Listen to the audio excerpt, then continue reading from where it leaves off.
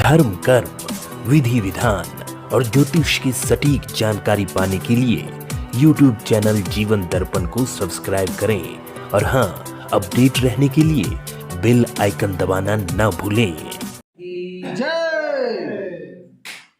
कोई भी कार्य यदि किया जाता है तो योजनाबद्ध तरीके से कार्य करना विशेष फलदायी माना जाता है। अब वो योजनाबद्ध तरीके के आधार पर यदि हम कार्य कर रहे हैं तो आपके इस गृह प्रवेश की योजना 3 दिन की रखी गई है। अब 3 की संख्या को हम आप तीनों देवताओं से भी कनेक्ट कर सकते हैं।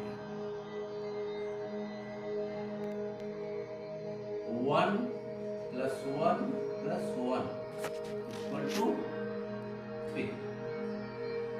समझ रहे हैं?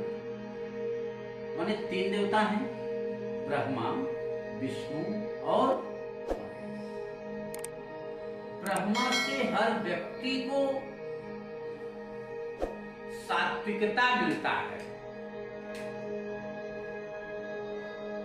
और विष्णु से हर व्यक्ति को श्रेष्ठता मिलती है और शिव से हर व्यक्ति को क्रोध मिलता है।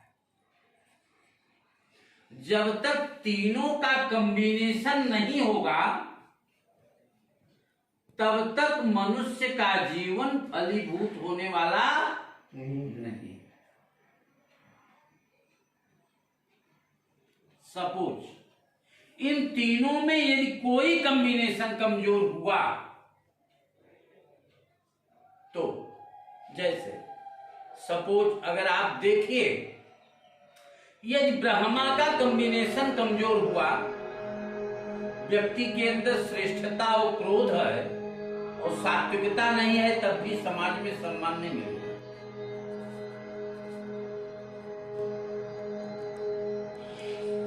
अगर विष्णु के गुण धर्म अगर हमारे आपके अंदर कमजोर नहीं है तो हम आप अपने जीवन को विकास के मार्ग से प्रशस्त नहीं कर पाएंगे। अगर शिव का कॉम्बिनेशन, अगर आपके पास क्रोध भी नहीं है तो भी आप अपने उद्देश्य की पूर्ति करने में अक्षम रहेंगे, क्योंकि शासन गरम, बनिया नरम और नारी शरम।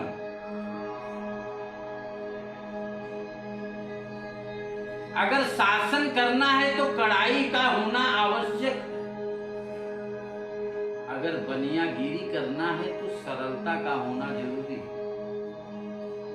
अगर नारी की बात अगर ये कही जाए तो नारी में शर्म नाम का चीज होना जरूरी है।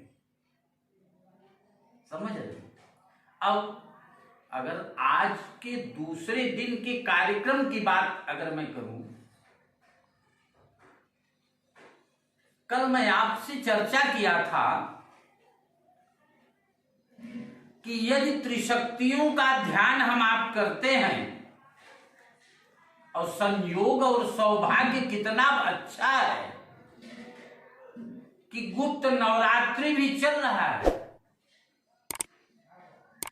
इस गुप्त नवरात्रि में नवचंडी के पाठ का भी विधान मैंने बनाया है। गुप्त नवरात्रि माने दुर्गा सप्तशती में 3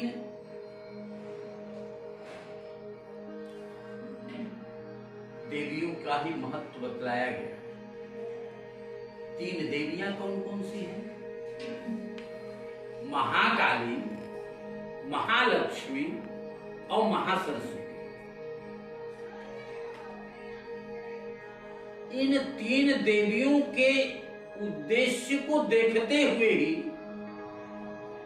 इन तीनों देवियों के कॉम्बिनेशन में शास्त्र में योगिनी का नाम दिया रहता है। जैसे जब तक आपकी योगिनी सही नहीं रहेगी तब तक आप अपने उद्देश्य को पूर्ण तरह से सक्रिय नहीं कर पाएंगे। कल मैंने आप लोगों को यह बतलाया था कि त्रिदेवों में तो ब्रह्मा विष्णु महेश के नाम से हम आप जानते हैं, इस क्रम से जानते हैं, और त्रिशक्तियों में महाकाली, महालक्ष्मी, महासरस्वती के नाम से हम आप जान रहे हैं। तो ये उलटफेर क्यों?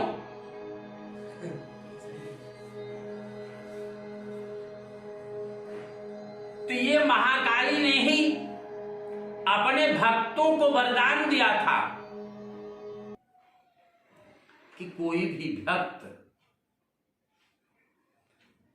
यदि पूजा में इस क्रम को स्वीकार करता है और इसी क्रम के आधार पर त्रिशक्तियों का आवाहन करता है, त्रिशक्तियों की पूजा करता है, तो उस भक्त के जीवन में सबसे पहले महाकाली उस भक्त के जीवन से सारी असुविधाओं को, सारे विघ्नों को दूर कर देती है। जब हमारे आपके जीवन में सारे विघ्न दूर हो जाते हैं तो दूसरे क्रम में निश्चित है कि लक्ष्मी का आगमन होता ही होता है।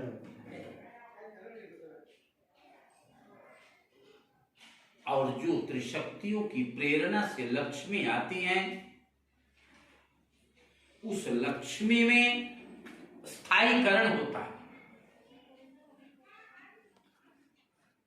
और व्यक्ति का धर्म के प्रति निष्ठा और विश्वास भी बनता है।